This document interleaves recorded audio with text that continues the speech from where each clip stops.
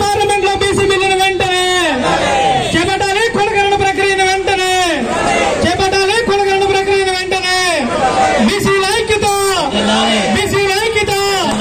జై బీసీ, జై బీసీ, జై బీసీ, జై బీసీ, జై బీసీ, జై బీసీ, బీసీ ఐక్యత.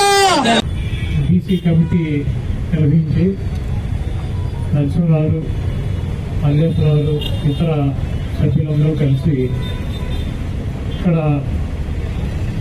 పూలే, జ్యోతిరావు పూలే గారి విగ్రహం, ఆయన సతీమణి సావిత్రి పూలే గారి విగ్రహాన్ని ఇక్కడ పెట్టుకోవటం, అదేవిధంగా బీసీ కార్యవర్గం ద్వారా అనేక కార్యక్రమాలు చేస్తూ బీసీలని చైతన్యవంతులుగా తీర్చిదిద్దాలి.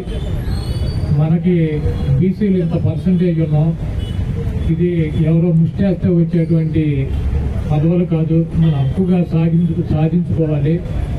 ఈ రాష్ట్రంలో కానీ దేశంలో కానీ పార్లమెంట్లో, అసెంబ్లీలో చట్టం తీసుకొచ్చి ఎస్సీ ఎస్టీలకు ఏ రకమైనటువంటి రిజర్వేషన్ ఉందో పార్లమెంట్లో, అసెంబ్లీలో ఆ రకంగా వాళ్ళకున్నటువంటి జనాభా నిష్పత్తి ప్రకారం చట్టాన్ని తీసుకొచ్చి ఎవరు పోటీ చేసినా కూడా ఆ ప్రాంతంలో బీసీని అయి ఉండేటట్టు చట్టాలు తేవాలని చెప్పి ఆర్ కృష్ణయ్య గారి ఆధ్వర్యంలో మరి ఆయన్ని చేస్తున్నటువంటి ఉద్యమాలకి ప్రతి చోట నుంచి మద్దతుగా వీళ్ళు చేస్తున్నటువంటి కార్యక్రమాలను అందరం కూడా చూసాం. తప్పకుండా బీసీల్లో చైతన్యం రావాల్సినటువంటి అవసరం ఉంది.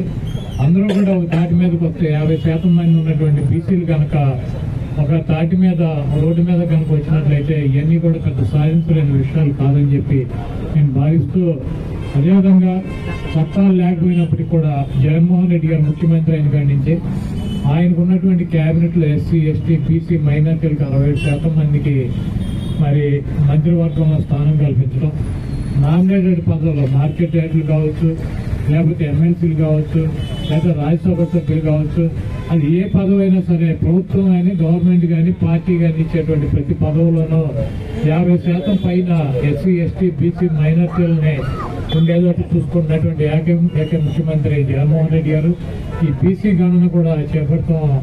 మరి బీసీలకి ఎంతో కొంత మేలు జరుగుతుందని చెప్పి నేనైతే భావిస్తున్నాను.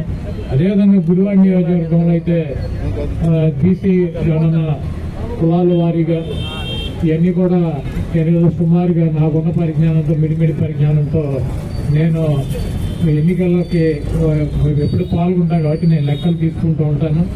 దాంట్లో నాకు వచ్చినటువంటి ఫీడ్బ్యాక్, నేను తీసుకొచ్చినటువంటి లెక్కల ప్రకారం గుడివాడలో ఎస్సీలు దాదాపు 59,000 మంది ఉన్నారు. అదేవిధంగా ఎస్టీలు ఒక 3,500 మంది ఉన్నారు. ఓసీలు అప్పర్ క్యాస్టులు అంటే ఓసీలు కమ్మ, కాపు, వైశ్య, బ్రాహ్మలు, రాజులు, రెడ్డిలు, జైన్స్ వీళ్ళందరూ కలిసి వెలం దొరలు అంతా కలిపి కూడా 45,000 మంది లేదు.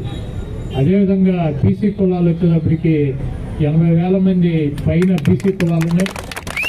ఒక ముస్లింస్ 13,500 మంది మైనార్టీస్ ఉన్నారు.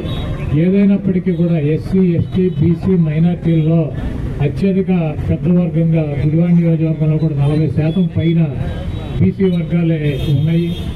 తప్పకుండా ఈ గుడివాడ నియోజకవర్గంలో కానీ రాష్ట్రంలో కానీ బీసీలకు న్యాయం జరగాలంటే ఇప్పుడున్నటువంటి పరిస్థితుల్లో వైఎస్ఆర్ కాంగ్రెస్ పార్టీ అధికారంలో ఉంటే, జగన్మోహన్ రెడ్డి గారి పొజిషన్లో ఉంటేనే అది సాధ్యమవుతుందని చెప్పి నేను భావిస్తున్నాను. ఎందుకంటే ఎదురుగుండా అల్లు తీసుకొని ఆయన మరణించడం కూడా జరిగింది. కాబట్టి ఆయనేమి ఎస్టీ కాకపోయినా కూడా, ఒక రాజుగా పుట్టినా కూడా ఆ ఎస్టీల కోసం జీవించినటువంటి వ్యక్తి. అందుకే ఎస్టీలు మరి మన్యం వీరుడిగా ఆయన్ని పూజించేటువంటి పరిస్థితి ఉంటుంది. డెఫినెట్గా బీసీలకి న్యాయం చేయాలని చెప్పి పోరాటాలు చేసినటువంటి వాటిల్లో వాళ్ళని పైకి తీసుకురావటానికి వాళ్ళ జీవితాన్ని దారపోసినటువంటి వ్యక్తులుగా ఆర్ కృష్ణయ్య గారిని మన రాష్ట్రంలో చెప్పుకోవాల్సినటువంటి పరిస్థితి ఉంటుంది.